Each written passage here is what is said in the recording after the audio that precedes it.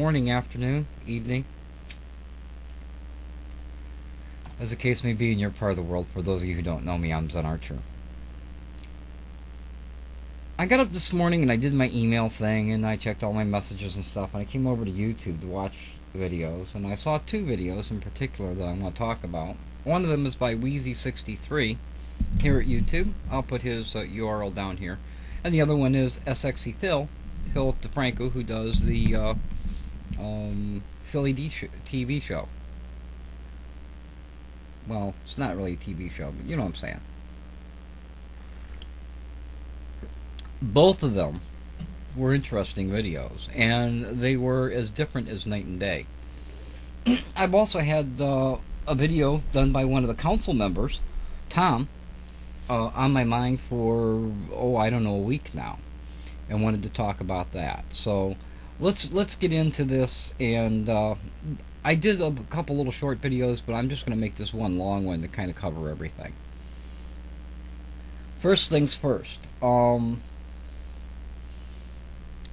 Let's talk about what happens when you're deleted, when you're removed from the site. Now, you're not supposed to come back, but everybody gets deleted from the site does. YouTube hasn't figured out how to do a K-line. They haven't figured out how to put a file on your system so that you can't get back in. They haven't figured out how to take a MAC address off of your computer so that you can't ever get back in. Apparently I'm smarter than they are, because I know how to do all that stuff, and I'm really not all that smart. But be that as it may, when you get put out, you lose your subscriptions and stuff like that. And Tom had done a video saying, you know, who owns your friends, and talking about kind of a universal thing, where you could take an ID the same way that you do your cell phone number. In many cases, you can take your cell phone number to different providers and you can keep that same cell phone. And he talked about doing the same thing with your videos and your pictures and your blogs and all the stuff that you do, being able to move that around from one place to the other. I don't remember the name of the project that he pointed to, but I will put a link in the description, whichever way it is.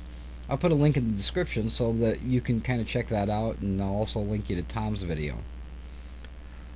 I'll also put it in here for those people who are watching this that are not at YouTube, and that way you can come over to YouTube and you can watch those videos as well. And you can check out the sites. But anyway, I got to thinking that, you know, I think by accident I solved that problem recently, within the last month or month and a half or so. What I did is I went and I got a domain name, Zenarcher.net. Now, if you go to Zenarcher.net, what you'll end up with my blog. And my blog is kind of a hub for everything else that I do. There are players there for the podcasts that I do, for the radio show that I do. There's my personal stick cam there. You can subscribe to it through email. Zenarcher.net gets you to Zenarcher. Many other people here at YouTube have done similar things. Philly D has his own website, and you can go there and look at his stuff and that kind of thing. And what that allows me to do is that if YouTube shuts me down tomorrow, or today, if they were to shut me down, all you have to do is type in Zenarcher.net and you'll go to my blog. If my blog shuts down, when you type in Zenarcher.net, I just point the domain at another address where I'm at, and you can still watch my videos, you can still hear my podcast, you still have contact with me. In addition to that, I have a public email address, mrzenarcher@gmail.com. I put it in most of my videos, and I tell you about it so that you have that handy. So should you ever want to leave me a message and tell me something, tell me what you think of a video, or you liked it, you didn't like it, whatever, you can do that through my public email address. So you don't have to lose contact with me, and that doesn't matter if you're a close personal friend of mine that is in my circle of friends that I talk to all the time, or if you're a viewer who just comes over and watches my videos or listens to the podcast. Still, you have a way to get in contact with me, even if I'm gone from the site that you normally go to. Now, that doesn't mean that I don't have to sign up for multiple sites when I go to multiple sites. So it's not a complete solution. but at least it's a way to keep touch with all the people who may want to keep touch with me, or at least let them follow me where I'm at. I'm also on Twitter and some of those other things. So that's point number one. Point number two, Weezie63 did a video in which he says, you know, YouTube, you got to do something about this. People are getting harassed off the site, and that's an age-old problem here at YouTube. They've always been plagued with inaction. Now, it is partially their fault because of their inaction. However, for those of you who are getting harassed off the site by people who are leaving negative comments and abusive comments on your channel, part of that responsibility of taking care of yourself lies with you. YouTube does give you tools to deal with that. You can block and you can ban somebody from your channel. That stops them from leaving you messages, it stops them from leaving you videos, and it stops them from leaving comments on your channel. The absolute wrong thing to do is to respond to them in any way, and that's where most of you screw up. They make you mad or they hurt you, and you respond to them. You see, these people are looking for attention, and if they come over and they go, I'm not touching you, I'm not touching you, and you cry, they'll continue to not touch you, just like I used to do with my little brother, because it was funny to make him cry. But if you ignore it, they don't get the attention that they want. You don't get upset because you realize that they're just idiots and people who really don't have a whole lot to do with their lives, and this is a way that they feel power. It's by harassing you, and by you leaving, you give them power, you make them feel more powerful. So the solution is to block and ban them. Will they get new accounts? Yes, they will. And when they do, then you will block those accounts. Also, if you're at somebody else's video and you're reading through the comments and you see someone being abusive, just block them ahead of time. A little preemptive strike. Then they don't come over and they don't harass you. When somebody sends you a friend request, go over and look at their channel, look at the comments, and see who is it that they associate with, and who is it that what is it that they're doing, and are they somebody that you want on your friends list? This stuff isn't hard. It's not difficult at all, and that's your responsibility to take care of yourself. Now, YouTube, this is to you.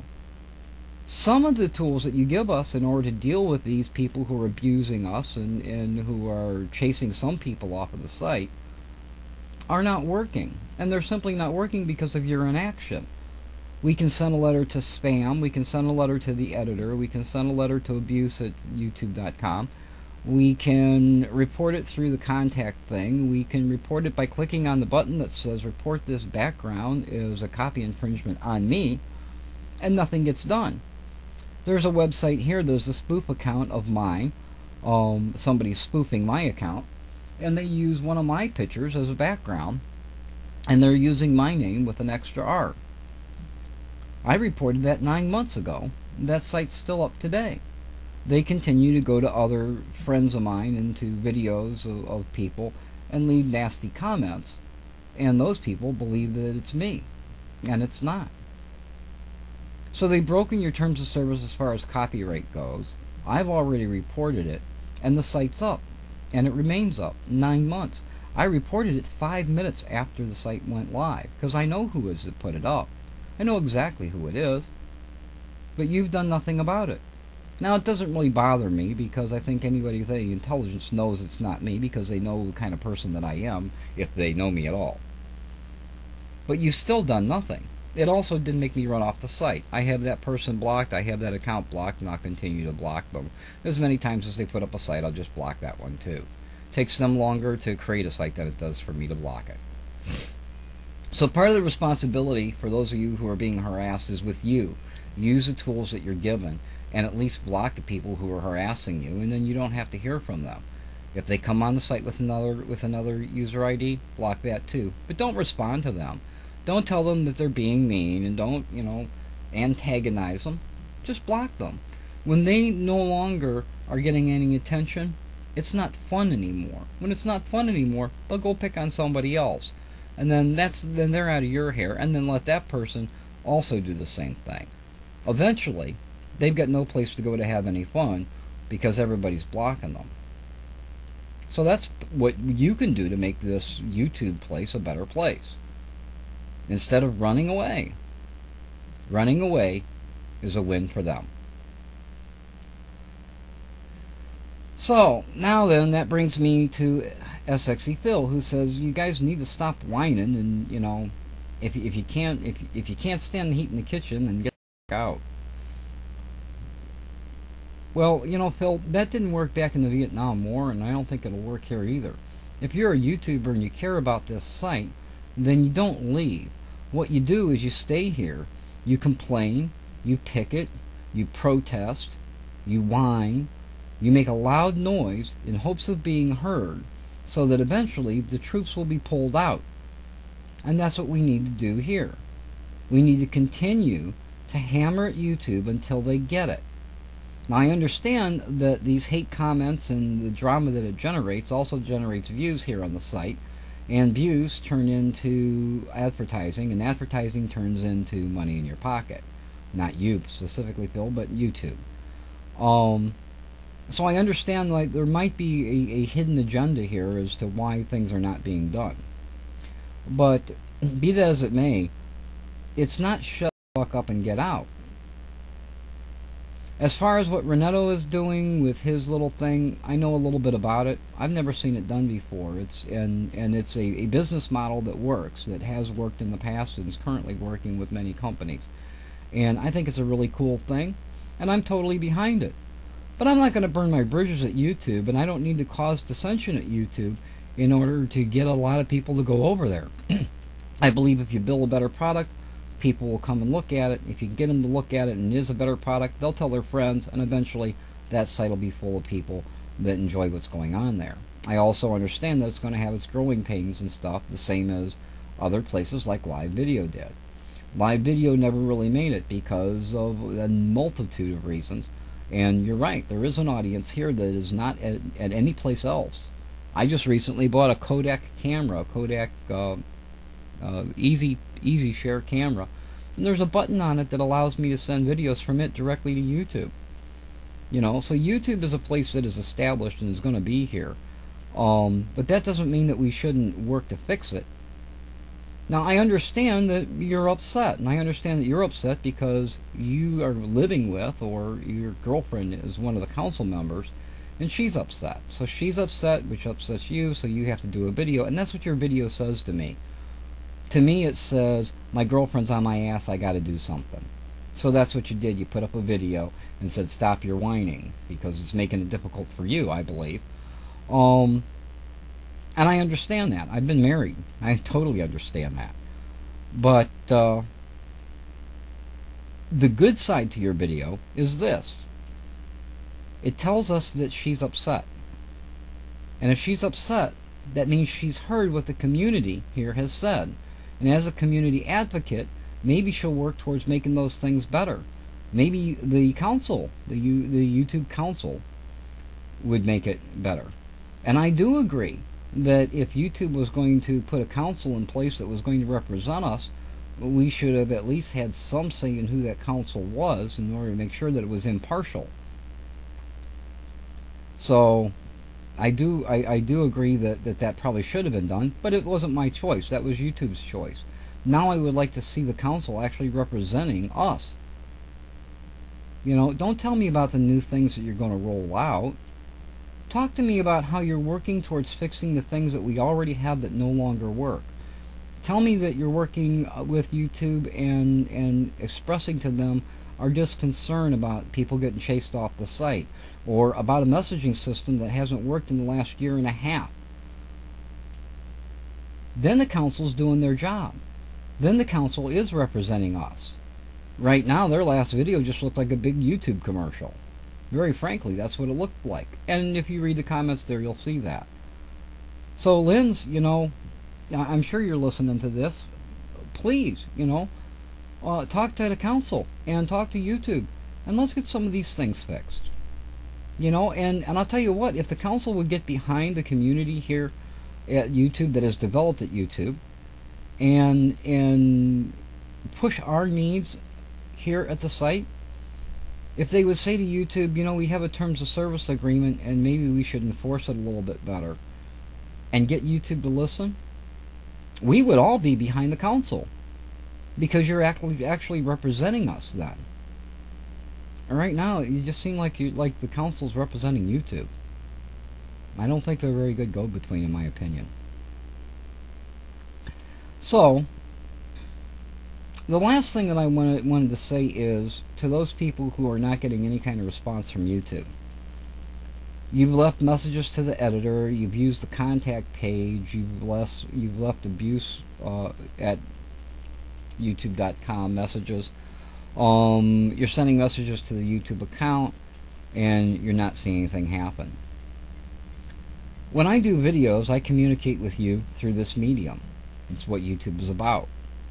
When you communicate with me, many times you communicate with me through videos. It's what YouTube is about. Maybe instead of going through all of those other avenues that we currently know do not work, maybe we should communicate with YouTube the same way that we communicate with one another. If you have concerns about the YouTube community, maybe what you need to do is a video expressing those concerns level-headedly, and then attach it to videos that are on YouTube's channel. Maybe if they get enough video responses, or if you send videos to them, maybe they'll start to listen. Maybe by communicating in that way, they'll actually hear us. So that would be my suggestion. Again, I know I'm middle of the road here, and if I've offended anyone, my apologies. My intention isn't to offend anyone. It's simply to talk frankly and to try to keep a level head, stay middle of the road, and let's all work at making this a better place instead of fighting with one another and trying to cause revolutions and collecting our checks and whatever we're doing. Let's work towards making YouTube the kind of place that we're proud to be part of. Until next time, this is Zenarcher, saying you be well.